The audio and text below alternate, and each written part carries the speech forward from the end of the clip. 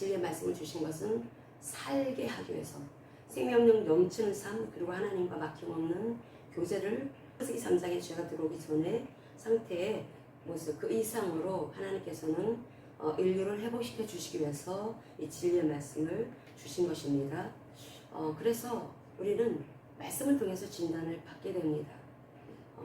목사의 메시지를 통해서 말씀을 이제 말씀이 나가게 될 때 그 말씀이 나를 지금 영적인 엑스레이로 나를 지금 찍고 있다.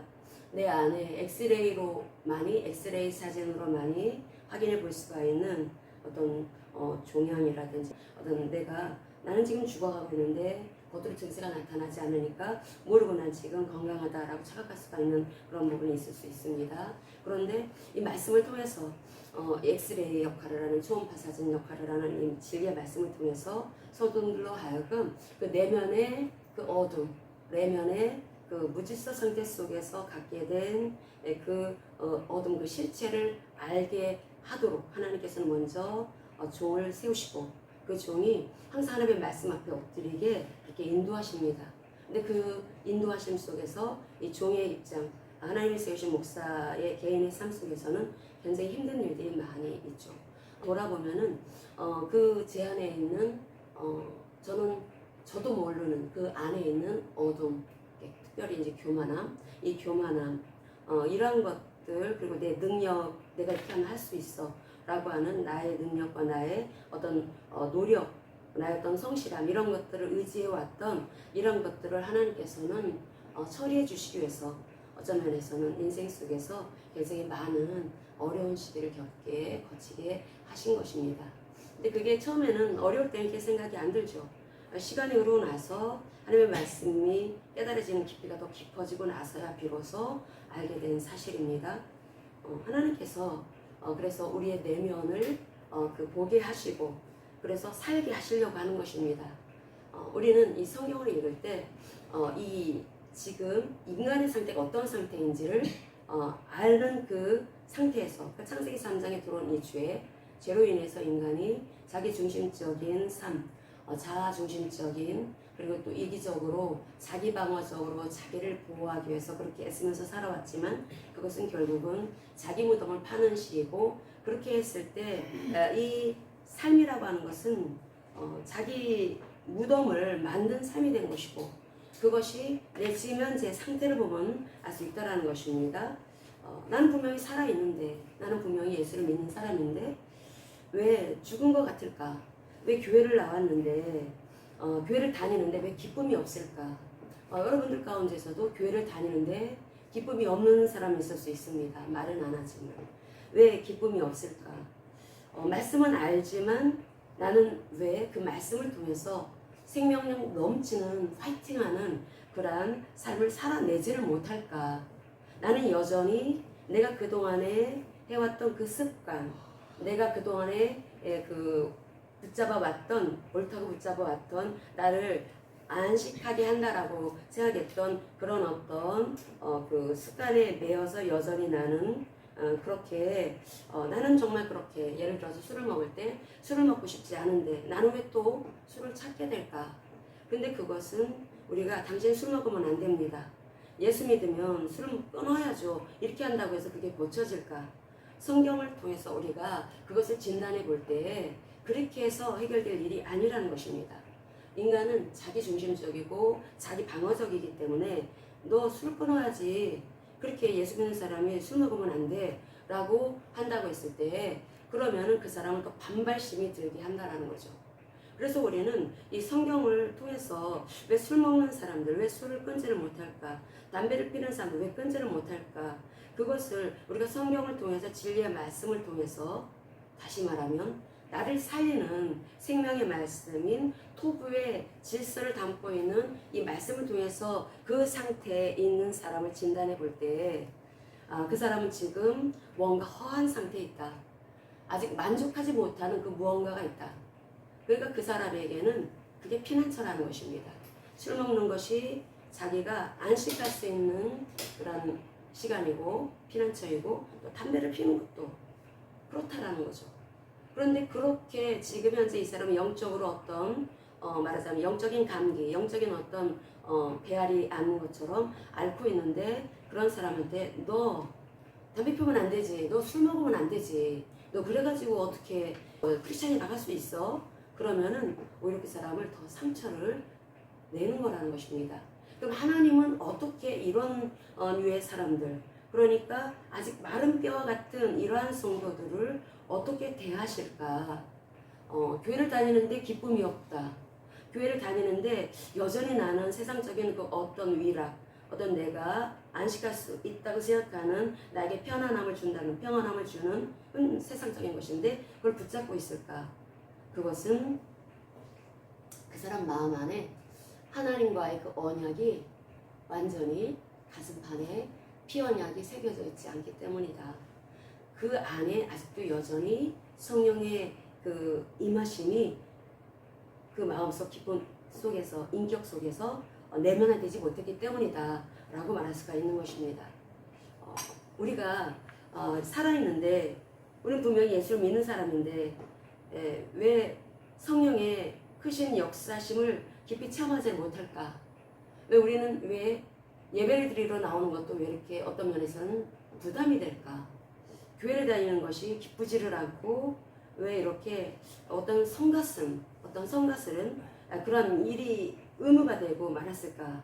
그것은 그 안에서 생명력이 아직 활동하지 못하고 있다는 것입니다. 포로제에 끌려와서 포로 생활을 하던 이스라엘 백성들, 그 사람들은 숨을 쉬고 몸을 보면 살아 있습니다. 육신이 죽은 사람이 아니에요. 그 사람들은 언약 백성입니다. 하나님을 믿는 사람들입니다. 여호와 하나님을 믿는 사람들입니다. 근데 그 사람들의 영적 상태를 보면은 그 포로지, 그 바벨론에서 그 포로지에서 소망이 완전히 끊어진 상태에 있었다라는 거죠. 소망이 끊어지고 그리고 그 마음속은 이미 하나님과의 언약이 상실된 상태에 있었기 때문에 그들은 이제 아무것도 의지할 데가 없었습니다. 하나님이 우리를 미워하셔서 우리를 심판을 하셔서 이렇게 이 나라가 망하게 된 거야. 이 바벨론 포로제에 끌려왔던 이스라엘 백성들이 소식을 듣게 되는 것이 예루살렘이 바벨론에 의해서 멸망됐다. 초토화됐다. 거기 성전도 초토화됐다. 그러니까 완전히 멘붕 상태에 빠졌다라는 거죠. 아니 하나님이 우리를 지켜주셔야 되고 하나님이 머물러 계시다라고 생각했던 이 예루살렘의 성전, 솔로몬 성전, 그 성전은 비록 포로지에 끌려와 있었지만은 이스라엘 백성들에게 신락 같은 희망이었습니다. 그러니까 성전이 있는 한 자기들은 다시 또 고토로 돌아갈 것이다. 하나님의 성전이 있는 예루살렘으로 돌아갈 것이다. 라고 하는 희망을 신락 같지만 놓치지 않고 있었다라는 거죠. 그런데 그 예루살렘 성전이 회파되었다라는 거예요. 예루살렘이 완전히 초토화됐다라는 거예요. 그런 소식을 듣게 되니까 다 끝났네. 하나님도 이제 우리를 버리셨나 보다. 그런 아주 절망 가운데 빠져가지고 이 사람들이 완전히 막 피폐한 상태, 절망에 빠진 상태, 무덤에 묻힌 시신처럼 무덤에 묻혀진 상태와 같은 사람들이 바벨론 포로지에 끌려왔던 이스라엘 백성들이었습니다. 그 사람들한테 하나님께서 에스겔 선지자를 세워서 말씀을 전하시죠. 하나님께서 말씀을 전하실 때, 그 말씀을 전하실 때 우리가 알아야 되는 것은 하나님께서 나를 찌르기 위해서 내가 지금 내 안에 내면에 갖고 있는 하나님 안에 다른 것을 더 소중하게 여기고 붙잡고 있는 것들을 하나님께서 정죄하기 위해서 그 말씀을 전하는 게 아니라는 것입니다.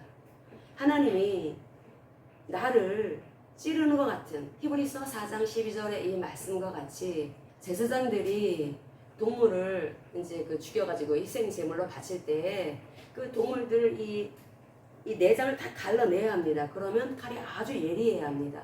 그런데 제사장들이 가지고 있던 그 칼하고 비교할 수 없이 하나님의 말씀을 칼로 비유합니다. 하나님의 말씀의 칼은 더 예리해가지고 우리 영과 혼과 관절과 골수를 찔러 쪼개기까지 한다. 우리 마음속에 있는 이 부정적인 생각들, 숨은 동기, 내 내면 안에 있는 여전히 도사리고 있는 교만함, 자기 어떤 욕망, 막 이런 것들을 하나님은 그냥 다 까발려 놓으신다라는 거죠.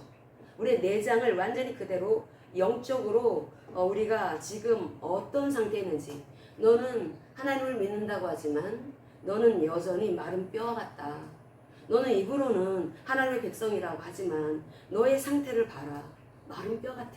생명력이 없어. 너는 영적으로 죽은 사람 같아.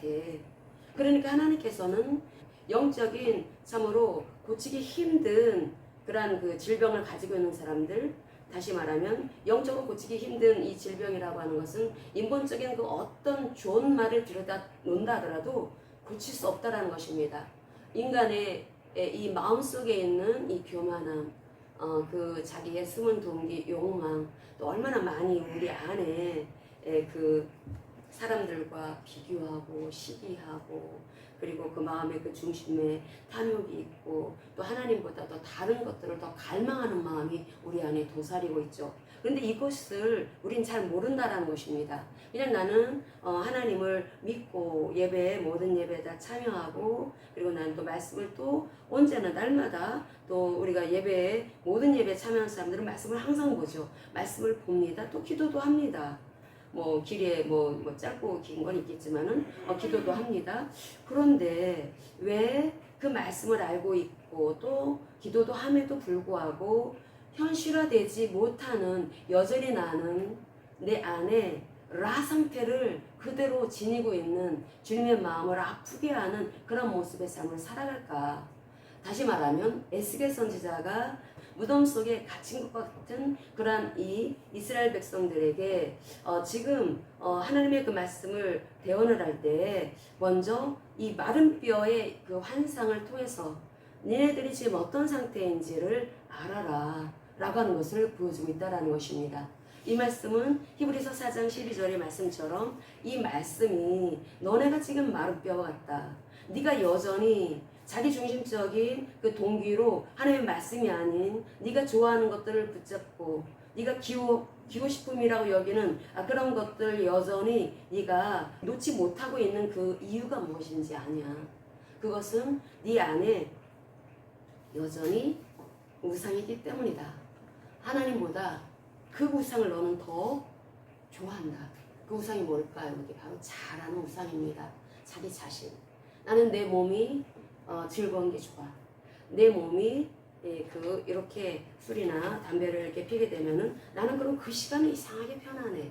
내가 세상에서 스트레스를 받고 왔을 때 그렇게 술이나 담배를 하게 되면은 나는 그게 마치 그 시간이 마치 어떤 요새 속에 들어간 것 같아. 피난처에 딱 숨어 있는 것 같아. 자기도 모르지만은 자기의 마음속 깊은 곳을 들여다보면은 지금 그런 마음이 있을 수 있다라는 것입니다. 생각으로는 알죠. 이거 안 하면 안 되는데, 나 이거 안 좋다는 거 아는데, 몸에도 안 좋다는데, 끊어야 되는데. 그런데 이 생각은 아는데 이 감정 부분에 있어서 왠지 공허하다라는 것입니다. 왠지 했던 항상 습관적인 것이 있기 때문에 왠지 외롭고 왠지 뭔가 허한 이 상태의 그런 감정입니다. 그리고 또 그동안에도 계속 끊어도 봤습니다. 그런데 이것이 계속 이게 반복해서 이제 계속 실패하고 그러다 보니까 그냥 살지 뭐, 살던 대로 살지 뭐. 자기도 모르게 그렇게 그 하나님의 그 말씀의 능력, 성령을 의지해서 해보려고 하는 것보다는 그냥 포기해버리는 이런 모습이 마른 뼈의 모습이다.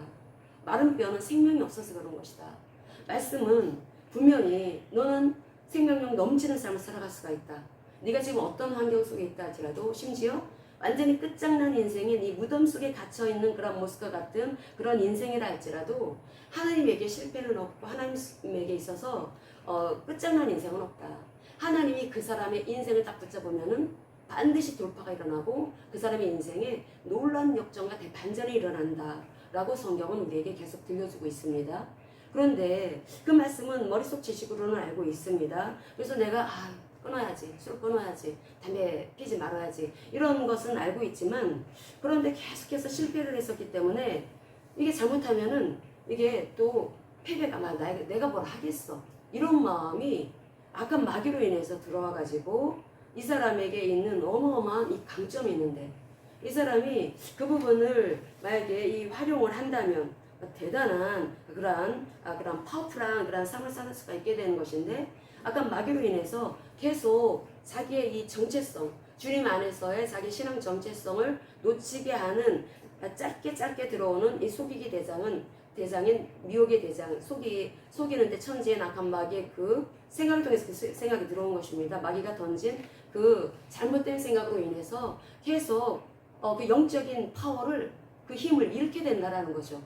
그러니까 이 예루살렘에서 그 이제 성전이 파괴가 되고 또 예루살렘이 완전히 초토화됐다라고 하는 그 소식을 듣고 나서 이스라엘 그 백성들이 이제는 완전히 절망 가운데 빠지게 된 것은, 그들이 말을 하기를 우리의 뼈는 말랐고 우리의 소망이 없어졌다라고 이렇게 말을 하기까지, 이것은 이 사람들이 이제 하나님에 대한 소망까지도 다 없어졌다라는 것입니다. 하나님이 이제 우리 포기하셨어. 하나님 우리와 같은 이런 사람을 기대하시겠어? 이런 부정적인 생각으로 아주 쩌들어버린 사람들이었다라는 거죠. 이런 사람들에게 그 에스겔 선지자가 말을 합니다. 자, 그러면 너희들은 지금 마른 뼈 같아. 마른 뼈 같다라고 하는 것은 너희들 안에 하나님이 없는 상태야. 하나님이 계시다면 마른 뼈와 같을 수가 없는 거야. 그렇게 어떻게 절망 가운데 빠져있고, 그리고 또 이 교회를 다니는데도 불구하고 왜 기쁘지 않고, 또 내가 말씀을 안다 하더라도 왜 생명력이 없을까? 그것은 네가 지금 마른 뼈와 같아서 그런 것인데, 그것은 네 안에 말씀이 살아있지 못하다는 증거야.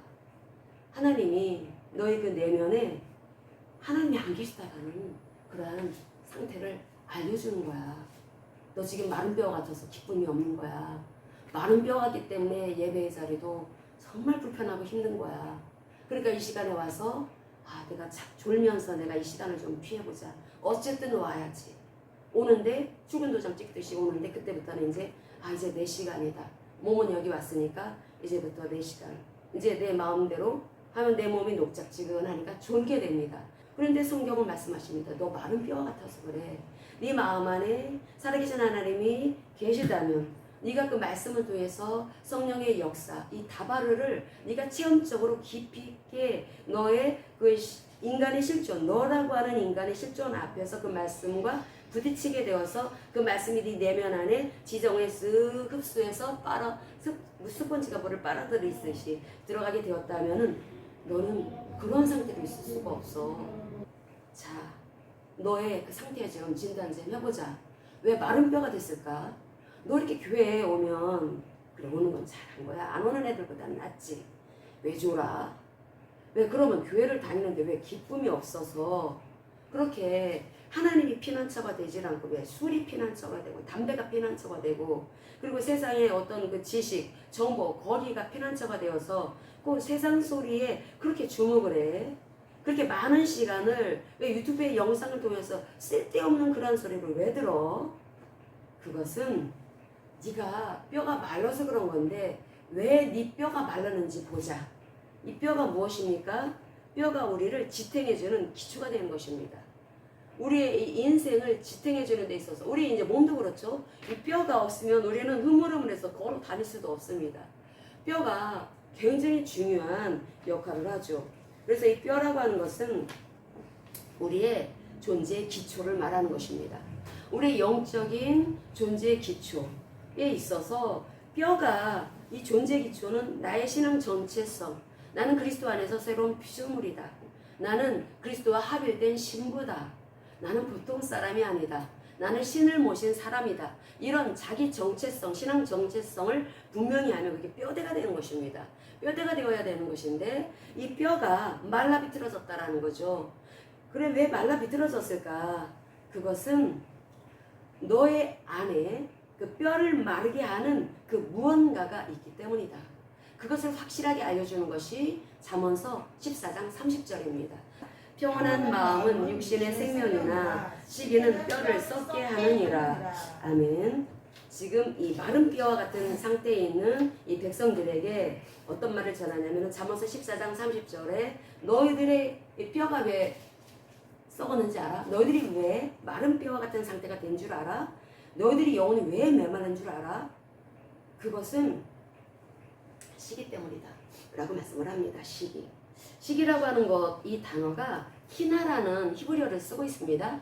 근데 이것이 단지 시기하고 질투하고 우리가 보통 우리나라 말 국어사전을 찾았을 때 시기 질투 그 차원이 아니라는 거죠. 이 키나라는 이 단어는 굉장히 풍성한 뜻을 담고 있습니다. 이 단어 속에는 서로 비교하는 마음. 쟤는 저 사람 크리스찬이 저 사람 잘 사는데 나는 똑같이 예수 믿는데 나는 저 사람보다 더 말씀도 많이 알고 나 더 많이 기도하는 것 같은데 나는 자기 부인을 저 사람보다 더 많이 하는 것 같은데 왜 저 사람은 나보다 더 잘 사는 것 같을까? 이스라엘 백성들이 포로제에 끌려와서 했던 행동들은 그런 것 때문이었습니다. 그 하나님의 심판을 받아서 포로제에 끌려온 거죠. 그런데 왜 하나님의 심판을 받았을까? 그들의 그 마음이 포로제에 끌려왔을 때부터 그때 포로지에서부터 마른 뼈가 된 게 아니라 원래 그랬다라는 것입니다. 언약을 이 마음 안에서 놓치고 있었다라는 거죠. 왜 언약을 놓쳤을까? 언약 백성이 언약을 붙잡아야 되는 게 생명줄인데 왜 놓쳤었을까? 그것은 이 이스라엘 백성들이 그 예루살렘 그러니까 하나님이 선물로 주신 그 땅에서 가나안 땅에서 살고 있을 때 계속 비교를 했다라는 거예요. 이방 나라와 비교했다라는 거예요. 저 나라처럼 저들처럼 우리도 강하고 싶은데 저들은 정말 화려하게 잘 사는데 저들 문화 봐봐 얼마나 삐까뻔쩍해 너무 화려하잖아. 자꾸 비교를 했다라는 거죠. 그리고 저 사람들 참 잘 살아. 저 사람들 여호와 신앙 안 믿어.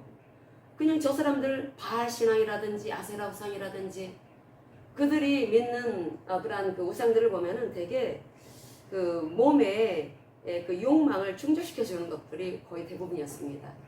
되게 이제 그 신전에 보면은 창기들이 있었다라는 거죠. 남창 또는 여창들. 그게 신전 의식이었습니다. 신전 의식이 그런 행위를 하는 거였습니다. 그러니까 이스라엘 백성들이 그걸 부러워했다라는 거죠. 쟤네들은 저렇게 실컷 하고 싶은 대로 해도 하나님의 말씀처럼 뭐라고 안 하셔. 하나님은 우리가 너희들 몸을 잘 간수해라. 너희들 결혼하기 전까지는 순결을 지켜야 돼. 그렇지 않으면 안 된다. 아니 왜 그렇게 하실까? 그렇게 그 하나님의 말씀이 굉장히 부담스럽고 불편했다라는 거죠. 짐처럼 여겼다라는 것입니다. 그러니까 자꾸 기웃 거렸다라는 거죠. 그러니까 이 키나라고 하는 이 단어는 여기 그 잠언서 14장 30절에 시기는 뼈를 썩게 한다라고 말씀이 나와 있지만 이 시기라고 하는 이 단어가 단지 시기 질투를 말하는 것이 아니라 비교하다라는 뜻을 담고 있습니다. 비교한다라는 거죠. 자꾸 비교하다라는 뜻을 가지고 있고 그 안에 아주 깊이 스며 있는 것이 자기 중심성이라는 것입니다. 자기 중심성이 그 마음 안에 담여 있어서 하나님보다 자꾸 다른 쪽을 더 바라보고 더 좋아하고 더 부러워하고 자꾸 그렇게 그쪽으로 기웃거리다가 이제 이스라엘이 급기야 하나님보다 강대국을 의지하게 됩니다. 하나님 한 분으로 만족해야 되는데 강대국을 의지하고 아시리아하고 연맹을 맺거나 이집트하고 연맹을 맺거나 바벨론하고 연맹을 맺거나 그때의 상황에 따라서 누구하고 연맹을 맺을 것인가 항상 인간적인 계산기가 돌아갔다라는 거죠. 거기에 이 시기라고 하는 단어가 쓰이고 있는 것입니다. 너희들이 왜 뼈가 마른 줄 알아? 너희들이 왜 이렇게 생명력이 없는 줄 알아? 너희들 교회를 다니는데도 불구하고 왜 기쁨이 없는 줄 알아?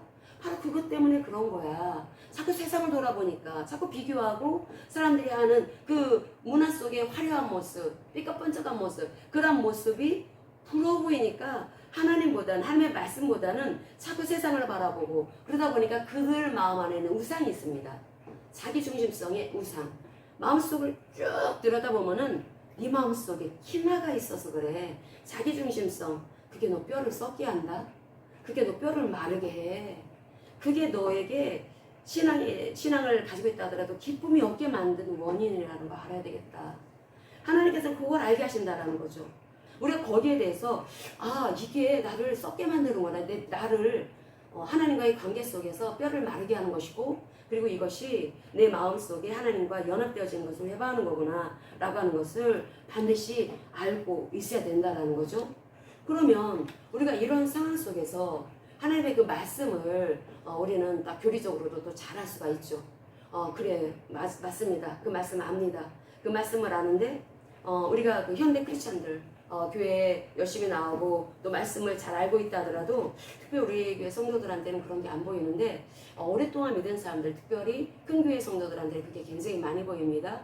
그들은 이게 메시지를 통해서 우리는 이제 저도 이제 바탕이 없는 베이스가 없는 너무나 늦은 나이에 예수를 믿었기 때문에 저는 들은 게 없습니다. 그러다 보니까 말씀이 이제 처음에 저에게 들어온 내용이었죠. 그러다 보니까 그게 또 큰 장점이고 강점이기도 합니다. 그런데 만약에 제가 어렸을 때부터 교회를 다녔다면은 목사님들로부터 받은 그런 그 교리교육 그런 것들이 저의 신앙의 틀을 만들 수가 있습니다. 그 신앙의 그 틀을 만들게 되면은 그 교리가 나를 가둬놓을 수가 있다라는 거죠. 그 말씀을 어떤 교류화시키고 그걸 체계적으로 만들어가지고 성도들한테 그거 안에서 가르칩니다. 설교도 그 안에서 설교를 합니다. 그렇게 되면은 성도들이 이제 어떻게 이제 그 말씀을 흡수를 하냐면 그 말씀 안에 교리 안에는 심장을 뛰게 하는 그 내용보다는 그냥 그 교리가 하나님의 말씀을 교류화시켜서 전하는 그것에 그냥 그 형태만 있을 가능성이 크다라는 거죠. 형태. 그 내용만 들려주면은 나는 성경에 대해서 알아. 성경에서 이렇게 저렇게 말을 했어. 하나님의 주권에 대해서 말씀을 하고 있어. 우리가 하나님을 경외해야 된다라고 하는 것의 말씀을 나는 들어서 알고 있어. 그러니까 하나님을 사랑해야 된다라고 하는 것도 교리적으로만 알고 실제로 내 가슴을 뛰게 하는 그런 말씀으로 연결되지 못할 가능성이 크다라는 것입니다. 교리로 인해서 성도들이 그 말씀이 체계화되었을 때 굉장히 위험하다라는 거죠. 그래서 이 교리가 필요는 하지만 이 교리라고 하는 것은 이것이 그 교리를 알게 되면은 사실 그 사람들은 정답은 알고 있지만 생명력은 없다라는 것입니다. 하나님의 그 말씀을 통해서 그 하나님이 나의 인생 속에 들어오셔서 나에게 다바르 상태 하나님의 말씀 곧 사건이 된다고 했죠. 그 말씀이 나를 생명력 넘치는 삶을 살아갈 수 있도록 인도하시는데 그렇게 하는 데 있어서 이 교리에 갇힌 신앙은 그렇게 할 수 없다라는 겁니다. 거기까지 나가지를 못한다라는 것입니다. 물론 장점은 있지만 그런데 또 그거에 반해서 우리는 우리가 믿음의 말씀이라고 하는 것이 얼마나 중요한지 우리가 새로운 피조물의 기도 고백집을 활용하고 있습니다. 근데 믿음의 말씀 운동이 강점이 있는데 하나님의 말씀을 현재화시킨다라는 거죠. 이 말씀을 내가 사용하기 위해서 이 말씀을 계속 이제 그 기대를 하고 이 말씀 속에서 하나님께서 약속하신 그 내용대로 내 인생 속에서 역사하실 거다라고 하는 것을 분명히 압니다. 기대를 합니다. 그리고 믿음을 바랍니다. 그런데 거기까지 굉장히 중요하고 좋습니다. 그런데 여기에서 어떤 사람들이 이 언약이 분명하지 않을 때 그리스도 안에서 자기 신앙 정체성을 분명하지 않았을 때 그러니까 내가 주님과 합일되어졌고 합일되어졌다라는 것은 나를 계속 부인해 나가야 되는 것입니다. 십자가에 자신을 부인하고 그래서 하나님께 항상 방향을 들고 있어야 된다라는 거죠. 하나님 말씀께 또 하나님께 내 영 안에 오신 그 하나님께 방향을 확실하게 잡아서 나를 부인하는 가운데 말씀을 사용하면 좋은데 보통 말씀을 사용하는 경우 보면은 욕망의 도구가 된 경우가 많다라는 것입니다. 그러니까 예전에 새로운 피조물의 기도 고백집이 다 빠지도록 그렇게 본 어떤 분 얘기를 한 적이 있죠. 근데 그 분이 그렇게 자기 부인을 못했습니다. 자기 부인의 얘기를 하면은 말씀을 전하면은 그건 목사님이니까 할 수 있는 내용이지 저 같은 상황은 못합니다. 아예 대놓고 그렇게 말씀을 하시더라고요. 그런데 그런 경우가 바로 욕망의 도구가 된 말씀이라는 것입니다. 그분에게 있어서 새로운 피조물의 기도 고백집은 그저 자기가 원하는 것을 성취하는 도구, 기도집, 십자가보다는 성취, 그리고 회개보다는 그 결과적인 복, 그것을 더 원하는 그분에게 있어서 하나님의 말씀은 하나님의 뜻보다는 자기의 욕망을 그 중심에 두고 그 욕망이 이루어지는 것을 너무나 간절히 원하는 그래서 기도도 거기에 맞춰 있고 또 기도 고백집도 또 그 마음 안에서 또 고백하고 선포하다 보니까 그러니까 계속 엉클어졌다라는 것입니다. 그러니까 이 그 현대 크리스천들의 그 큰 그 두 가지 그 극단적인 것이 바로 교리 속에 갇혀 있을 때 그리고 또 그렇게 욕망으로 그 말씀이 사용되어졌을 때 그때는 마른 뼈와 같다. 그 사람은 교리는 알고 있다 하더라도 그 사람 영적 상태는 마른 뼈다. 분명히 말씀을 가지고 선포하고 있음에도 불구하고 그래서 그러면 이 욕망만 남아있어도 마른 뼈가 될 수가 있고 교리만 남아있어도 마른 뼈가 될 수가 있는데 그러면은 이런 사람들한테 그러면 어떻게 해야 될 것인가? 이 사람들을 그러면 누가 살릴 것인가? 우리를 누가 살릴 것인가? 그 살리는 것은 다른 것이 아니라 살아있는 말씀이다 라고 말씀을 하고 있습니다. 말씀만이 살릴 수가 있다. 그게 다바르입니다. 다바르. 다바르는 단순한 정보가 아니라고 그랬죠. 하나님께서 우리에게 주시는 이 말씀은 히브리어로 다바르인데, 이 다바르는 말씀 곧 사건입니다. 말씀은 하나님이 말씀을 통해서 우리의 인생 속에서 나를 통치하신다라고 하는 것을 실체화시키는 것이 바로 다바르라고 하는 그 단어의 뜻이라는 거죠. 그 의미가 그걸 함축하고 있다라는 거죠. 그래서 이 단어는, 이 다바르라고 하는 말은 하나님의 질서를 잡아주고 하나님의 그 창조적인 능력을 담지하고 있습니다. 이 다바르, 하나님의 말씀이, 하나님의 그 말씀 안에 그 살아계신 하나님의 말씀인데 죽음을 깨뜨리는 능력이 담겨져 있다라는 거죠. 그러면 그 하나님의 그 말씀이 살아있다고 했습니다. 그 어떤 칼, 제사장이 가지고 있는 칼은 무지무지 날카롭고 예리한 칼인데 그 칼보다도 더 예리해가지고 이 하나님의 그 말씀은 내 안에 있는 부정적인 요소들, 영적인 암과 같은 암세포가 지금 막 번져나가고 있는데 그것을 찌르고 쪼개서 헤쳐버리고 이것을 수술하는 데 있어서 최고가 말씀이다, 다바르다라고 말씀을 하고 있습니다. 그게 히브리서 4장 12절의 말씀이라는 거죠.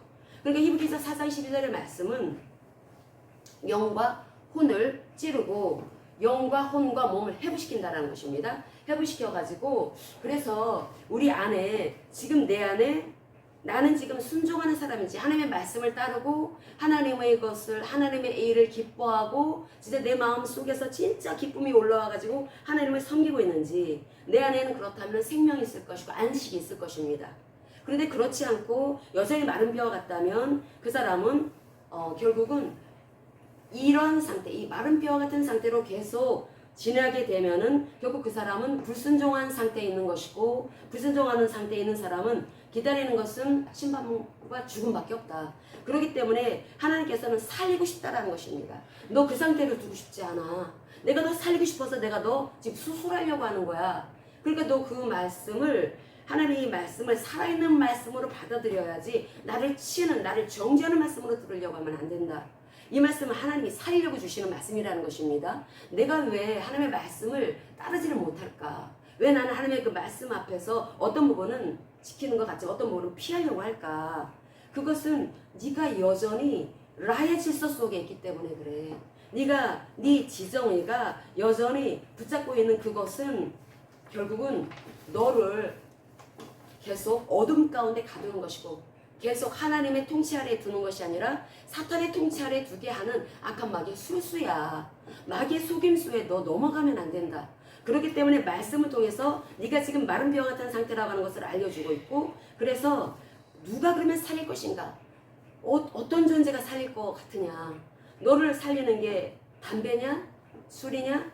네가 좋아하는 어떤 인본적인 어떤 지식이냐? 아니야. 너를 살리는 것은 하나님은 말씀밖에 없어. 다바르밖에 없어. 그 말씀이 너의 숨은 동기를 드러내고 있거든.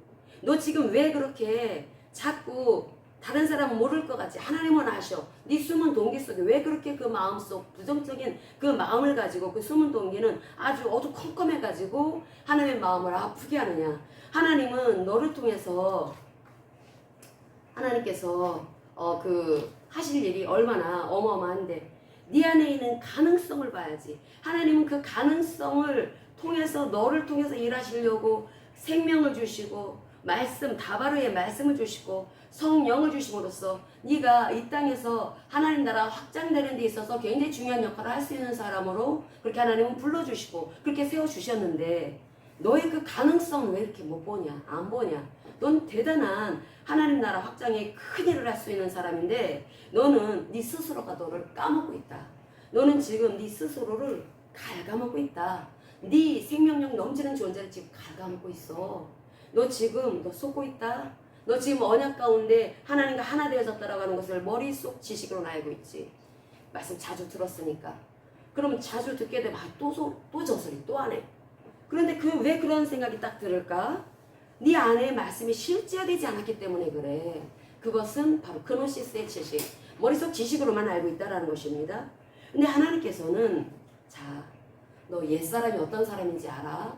옛사람은 뱀의 말을 믿고 형성된 존재야.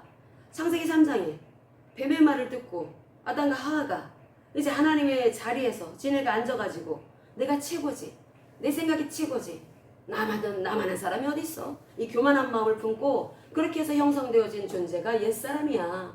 옛사람인데 그대로 있어서는 너 죽는다. 그대로 있어서는 심판이 임하게 될 것이고 그대로 너 지옥 갈 수밖에 없어. 그래서 하나님께서는 말씀을 통해서 너가 그렇게 살면 안 되기 때문에 하나님이 수술하시겠다라는 것입니다. 그렇기 때문에 거기 반응을 해라. 반응하는 것이 회개라는 것입니다. 회개하라. 아, 이렇게 살면 안 되겠구나. 회개하고 돌아서라는 것입니다. 그러면 어디로 돌아서는 것입니까? 새로운 피조물로 기능하라는 거죠. 새로운 피조물은 진리를 담고 있는 사람들입니다. 예수 그리스도가 곧 진리 되신 하나님이십니다. 그분을 모시고 살고 있습니다. 그리스도의 진리 안에서 새로운 피조물이 된 사람들은 하나님이 우리를 살려주시기 위해서 재창조하신 사람들입니다. 재창조하셨는데 그 사람들을 어떻게 살려주셨습니까? 지금 이스라엘 백성들이 마른 뼈와 같은 상태에 있을 때 이 사람들이 뭐 소망도 없고 이스라엘 백성들 포로제에 끌려간 사람들 뭐 언약도 잃어버리고 상실했죠. 하나님도 안 계시고 그들 안에는 아무것도 없어. 절망밖에 없었습니다. 이대로 우리 죽겠구나. 그런 절망밖에 없었습니다. 그것은 뱀의 말을 믿고 형성되어졌기 때문에 그래. 너가 지금 현재의 상태 속에서 자꾸 부정적인 생각을 하는 것은 여전히 너는 지금 뱀의 말을 듣고 있는 거야. 악한 마귀의 말을 듣고 있는 거야. 악한 마귀는 속이는 데 대장이야. 악한 마귀가 IQ가 낮을 것 같아? 어마어마한 그런 머리를 가지고 있는 존재가 악한 마귀야. 너 그러니까 네 머리를 이길 수 없어. 인류 80억 넘는 인류가 머리 합해도 이길 수 없어. 오직 진리만이 이길 수가 있는 거야. 진리의 그 말씀을 붙잡고 이겨야 된다. 그러니까 하나님께서 지금 에스겔 선지자를 통해서 이스라엘 백성들이 붙잡고 있는 우상의 실체, 그들이 계속 군사력을 의지하고 이방 나라를 의지하고 돈을 의지하고 그리고 또 계속 그러니까 경제력을 의지하죠. 인간적인 계산을 의지하고 그러니까 꼼수를 자꾸 부렸다라는 거죠. 계속 머릿속은 계산기가 돌아갔다라는 것입니다. 자기 중심적인 사고가 왕으로부터 모든 그 귀족이나 그 모든 백성들이 똑같았다라는 거죠. 그러다 보니까 무너질 수밖에 없었다. 너희들에게 남은 것은 하나님을 의지하지 않을 때 남은 것은 마른 뼈밖에 없어. 그러다 죽을 수밖에 없다. 그러니까 하나님께서 이들을 죽이려고 그러는 것이 아니라 그 실체, 지금 현재 너희들이 어떤 상태인지 그것을 알려주심으로 해서 지금 거짓된 이 지정의 체계로 이게 지금 완전히 왜곡되어진 그들의 그 라상태, 이것을 하나님께서는 무너뜨리겠다라는 것입니다. 그걸 무너뜨려야 되겠다. 너 그것들 하나님의 그 말씀의 칼로 그걸 해부를 해야 되겠어. 너도 이렇게 살면 안 된다. 그러니까 우리가 37장, 에스겔서 37장의 마른 뼈 환상 이전에 하나님께서는 에스겔서 36장에 어떤 말씀을 하시냐면은 내가 새 마음을 줄 거다. 너희들에게. 이제 앞으로 이제 주님께서 예수 그리스도를 통해서 주실 이제 그 새로 피조물이 될 사람들에게 새 마음을 주시고 새 영을 주신다라는 말씀을 하시죠. 그 말씀을 하신 다음에 아주 절망 상태에 빠져 있는 이스라엘 백성들, 예루살렘에 초토화되고 성전까지 다 무너졌다라고 하는 소식을 들어서 이제 완전히 절망 가운데 있는 사람들한테 소망의 메시지를 주는 것입니다. 근데 소망의 메시지를 줄 때 37장 마른 뼈 환상 이전에 먼저 36장에 새 마음으로 너희들 그렇게 그 희나 상태, 시기가 이 뼈를 마르게 하는 것처럼 자기 중심성이 이 탐욕이 하나님 대신한 그러한 우상을 숭배한 것이 너희들을 이런 상태가 되게 만들었다. 그러니까 그 자기 중심성으로 너희들이 지금 굳어져 있기 때문에 그래서 너희들 내가 새롭게 하고자 한다. 그래서 에스겔서 36장에는 새 마음과 새 영을 너희 속에 두겠다라는 말씀을 주시고 있고 이어서 37장에 마른 뼈 환상을 주신 것입니다. 이 마른 뼈 환상을 통해서 하나님은 살리시겠다라는 것입니다. 하나님께서는 그 숨은 동기를 드러내시고 그 사람들 속에는 욕망과 우상의 그 우상을 우상 숭배를 했던 그런 것들을 해부하고 내면을 드러내십니다. 그런 이유가 살리기 위해서 그렇다라고 했습니다. 그래서 그 말씀을 대언하라고 하십니다. 이 대언하다라고 하는 것은 이 다바르의 말씀을 대언하는 것입니다. 그러니까 이 죽음의 상태를 드러내는 것도 다바르의 말씀이고 또 그 죽음을 생명으로 뒤집어 놓는 것도 하나님의 말씀, 다바르의 말씀인 것입니다. 이 다바르의 말씀은 그 말씀 그대로 역사하는데 이 말씀이 어떤 것이 그 진짜 토부이고 어떤 것이 라인지 그걸 갈라주신다는 것입니다. 어떤 것이 진리이고 어떤 것이 거짓인지 이것을 갈라주시는 것입니다. 그래서 이 죽음을 폭로한 다음에 에스겔 선지자에게 대언하라고 말씀을 하시죠. 그 4절에서부터 6절까지 보면은 너희라고 하는 단어가 굉장히 많이 나오고 있습니다. 에스겔서 37장 4절에서부터 6절까지 이 너희라는 단어가 굉장히 자주 반복되는 것인데 그것은 너희들이 이제 하나님의 말씀을 어떻게 되어야 되는지 하나님의 말씀은 너희를 살린다. 하나님의 말씀은 너희들의 현실의 삶 속에서 그 말씀 그대로 역사되어질 수 있게 하는 하나의 사건을 만든다. 그러니까 그 말씀을 절대적으로 너희들은 신뢰하라. 그런데 너희들이라고 하는 단어가 6번이나 반복되어지는 것은 이 너희라고 하는 것을 하나님은 듣게 하시면서 너희들은 인격적인 존재다라고 하는 것을 알려주신다라는 것입니다. 인격적인 존재이기 때문에 우리는 예스를 할 것인가 노를 할 것인가를 결정할 수가 있습니다. 그럼 예스를 할 것인가 노를 할 것인가 그걸 결정을 할 때 그때 하나님께서는 너희들은 인격적인 존재이기 때문에 그러니까 결정을 해라. 그래서 그 골짜기에서 하나님은 말씀을 대언하게 하는데 죽음에서 생명으로 그리고 절망에 있던 사람들을 소망 가운데 나가도록 하게 하기 위해서 그들에게 너희는 인격을 가지고 있다. 인격 가진 자들에게 필요한 것은 말씀이다. 다바르의 말씀이다. 하나님의 말씀을 나를 살릴 말씀이라고 하는 것을 내가 아멘하며 받아들이게 되면은 하나님의 그 말씀이 역사되어질 것이다. 그래서 하나님께서는 그 에스겔 선지자의 대언의 말씀을 통해서 또 그 하나님의 뜻에 의해서 하나님의 말씀이 생명력을 갖게 되고 그래서 이 생기가 그 안에 들어가게 되는 것을 볼 수가 있습니다. 그러니까 그 루아흐라고 하는 이 생기가 이 성령을 말하는 것입니다. 성령. 이 성령은 말씀이 실제 생명이 되게 만들어주죠. 그러니까 하나님께서 우리에게 말씀을 주실 때 하나의 지식 전달로 위해서 정보를 전달하기 위해서 주신 것이 아니라 실제 나를 살리는 창조적인 능력과 창조적인 생명력을 가지고 있다는 것입니다. 이 말씀이 나를 살리는 창조적인 능력을 가지고 있는데 그런데 이게 그냥 그 뼈들이 자기의 그 원래 짝을 착해서 타닥타닥 붙을 때 그렇게 돼서 하나의 몸을 구성을 했습니다. 근데 그렇게 해서 된 것이 아니라는 거죠. 여기에서 얼마나 중요한 그 말씀을 하시냐면은 다바르의 말씀만으로 끝나는 것이 아니라 그 골짜기에 있는 그 뼈들 그런 형태가 회복되어진 걸로 충분한 것이 아니라 반드시 성령이 역사하셔야 된다. 성령은 우리를 살리시는 영이십니다. 성령은 성령이 임해야지 죽은 존재가 살아난다라는 거죠. 성령이 임하셔야지 이 큰 군대가 되는 것이고 또 존재의 목적이 회복되어지는 것입니다. 성령 강림절기로 이제 들어가게 되는데 이 루아는 영이라는 뜻도 있고 바람 또 생기라는 뜻도 있습니다. 그런데 이 성령이 임해야지 우리의 이 존재의 목적, 내가 살아가는 이유, 내가 오늘도 힘을 낼 수가 있는 이유, 오늘도 내가 교회를 다니면서 기쁨이 올라오는 그 이유는 바로 성령으로 인해서 가능하다는 것입니다. 말씀만 갖고는 안 된다는 거죠. 말씀을 알고 있다 하더라도 내가 지정으로 그것을 정료를 했다 하더라도 그러면 이제 그 성령의 어떤 움직임이 있으시기는 합니다. 그런데 그걸로 멈추는 것이 아니라 계속 그 큰 군대가 되도록, 큰 군대라고 했지만 이것이 영어 성경에서 번역한 걸 보면은 큰 회중이라고 되어 있습니다. 큰 회중. 그러니까 공동체로 이어져야 된다라는 거죠. 공동체. 그러니까 나만이 그런 것이, 나만 그렇게 성령 충만한 것이 아니라 이 공동체 자체가 성령으로 충만해져야 된다라는 것입니다. 우리 교회 공동체 전체가 진정 하나님의 말씀은 이 마른 뼈를 살린다. 다시 살리신다. 그리고 이 마른 뼈가 그동안에는 규리에 갇혀 있었고 또 내 욕망에 또 비교, 사람들과의 그 비교 가운데 또 자기 중심성에 항상 묶여있던 나의 이 심령 속에서 이 말씀이 갇혀 있었다면은 하나님은 다시 또 나를 살리기 위해서 말씀을 주시는 것입니다. 그래서 말씀은 굉장히 반복적입니다. 예수님도 말씀을 굉장히 반복하시죠.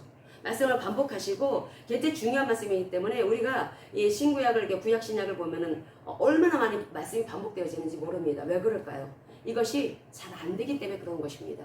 이 말씀은 우리를 살리기 위해서 계속 반복 주신다라는 거죠. 반복을 주셔가지고 그래서 그 말씀 속에서 성령이 강물을 이루 내 안에서 영에서 혼으로 혼에서 육으로 계속 드러나시도록 생명력으로 넘치는 그러한 그 말씀이 성령의 역사심으로 나를 살리고 내 공동체를 살리는 그런 일하심으로 드러날 수 있도록 하기 위해서는 우리는 이 말씀이 에피그노시스적으로 깨달아져야 된다라는 거죠.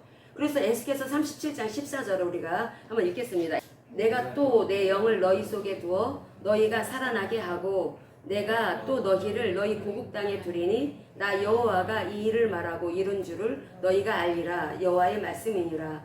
아멘. 하나님께서 이 이스라엘 백성들이 이제 고토로 돌아갈 것에 대해서 말씀을 하고 있습니다. 이제 너희들은 이렇게 마른 뼈와 같은 상태로 완전히 절망 가운데 빠져 있지만 그러나 하나님께서 너희들을 다시 돌려보내실 것이다. 그런데 하나님이 돌려보내실 것은 너희가 지금 무덤 속에 묻혀있는 마른 뼈 근데 하나님의 그 말씀으로 성령의 능력으로 너희들을 빼내 주셔가지고 너희들이 곧 도에 들어가서 하나님의 백성으로 회복되어 일을 할 수 있도록 살아갈 수 있도록 이렇게 하나님의 은혜를 베풀어 주실 것이다. 그 같은 말씀을 하고 있다라는 것입니다.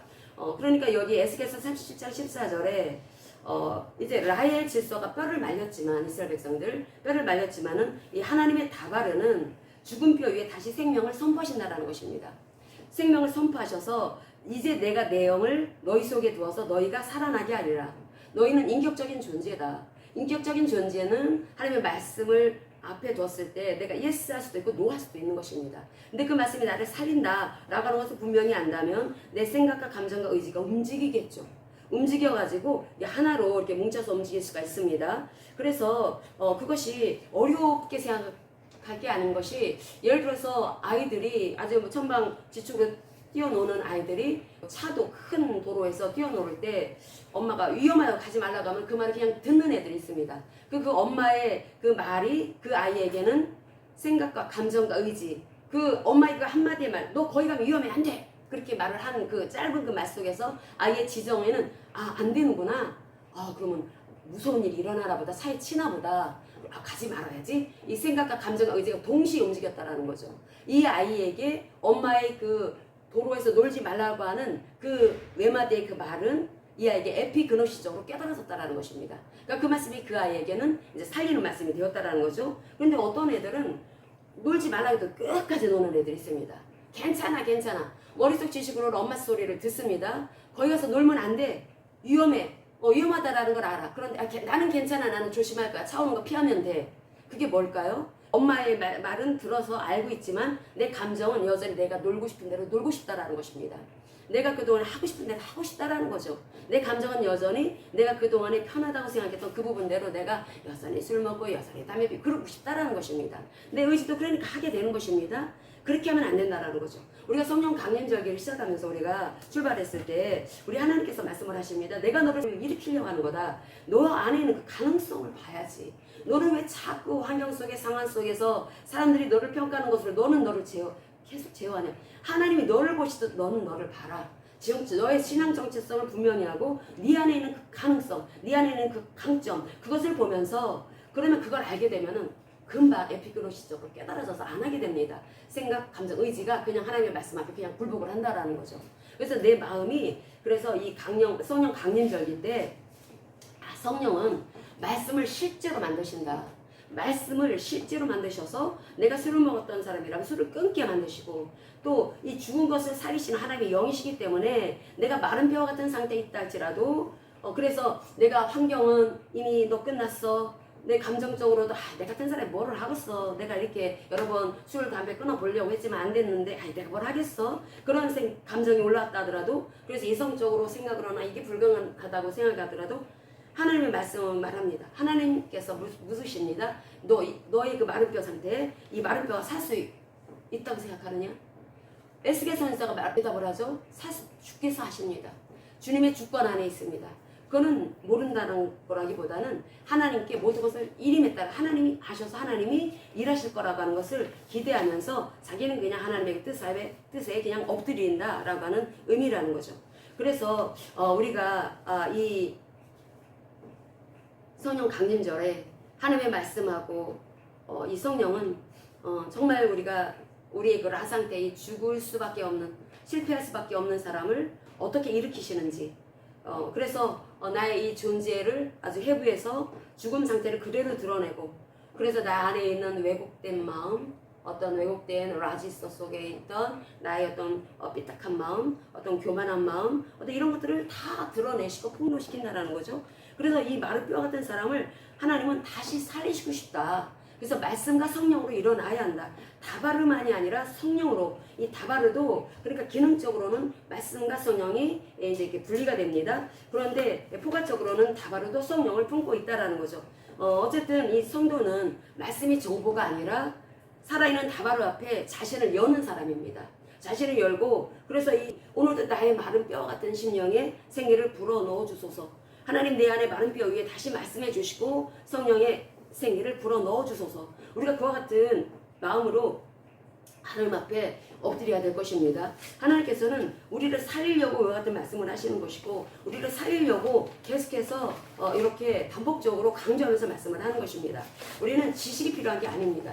우리 머릿속 지식을 채우라고 하나님께서 그 말씀을 주신 것이 아니라 이 말씀이 역동하도록 이 말씀의 생명력을 갖추도록 그래서 네 마음속에 항상 생명력이 넘치는 생수가 아주 47장에 보면은 도저히 건널 수가 없는 그 강물이 흐르는 상태 그런 상태가 되도록 너희는 성령으로 충만해야 된다. 그래서 우리가 그렇게 되기 위해서는 무엇보다도 생각만 바뀌어서는 안 되고 지적인 동의로 끝나면은 절대로 안 되고 절대 이 감정이 뜨거워지고 또 이 의지도 하나님의 말씀을 따르려고 하는 이 성령으로 충만한 그런 은혜가 입혀져야 되는데 이것은 결국은 성령으로 가능한 일이다. 그래서 성령 강림자에게 우리가 성령을 추구하기 위해서 더 말씀을 붙잡고 기도하는 삶을 살아가야 되겠다. 이것을 우리 하나님께서는 말씀을 통해서 주십니다.